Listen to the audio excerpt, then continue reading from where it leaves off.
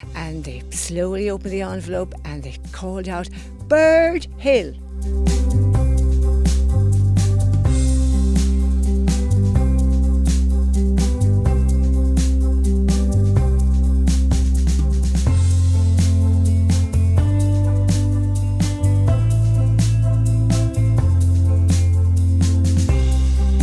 There's no easy answer really. Work and hard work really is the number one. But I think it's also very important that you've got to plan ahead from year to year, and even long-term plans 5-10 years down the road as well. I think really the secret of Birdhill is there's a wonderful community gathering, and you just have to see a little notice on the church newsletter or somewhere to say weeding on Monday night, painting on Monday night, and you could be a complete stranger to Birdhill, and if you just come along and do the little jobs on Monday night, you're actually in part of the community. It's the most welcoming place. We first entered the competition 28 years ago, and we have been building on our success by adding nice features over that extended period of time. The part that we're in now was originally a garden centre and had become derelict. Then when the council gave us an option of a lease on it, we started to plant it and to develop it.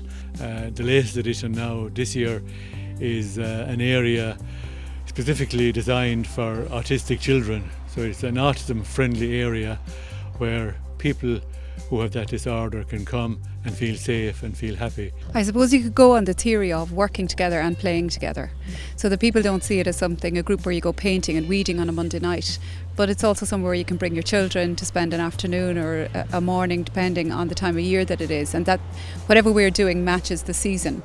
And then if people enjoy that, they feel like, well, I think I'll give something back to that group. You know, we had a fun day as a family. Is there some way I can help out? I suppose like any garden, people know that you have to begin again in the autumn. You have to start all of the work all over again. So you not just reach the standard you got last year, but up it again. We love taking part. Our motto is for the sake of the little village, and that means for everybody in it. So we're happy to take part. We'll continue to take part, but we're very competitive now. The beauty of winning, I think, it tells every other small community in Ireland, even if you don't have natural heritage sites or you don't have fabulous lakes or near the sea, you can still win. I think we're looking even better this year than we were. So I think, well, I suppose we wouldn't work as hard for it unless we thought we were in with a chance. So we might be all sitting in that wishing chair in the fairy garden, close your eyes and wishing fervently that we'll do it again this year. Getting young people involved, I suppose, is probably not easy. A lot of us have been at it now for a long time, and we want to pass on the baton. And so we're just hoping that young people will come on board and become involved, because it's their community, it's their village. A lot of the things that we've been doing, we're trying to instill a pride and a sense of identity into the people of the area. It has been a long time, I think possibly up to 40 years since there was a repeat winner in Tidy Towns. These awards are inclined to be moved around a bit, but we'll be up there knocking at the door, and who knows.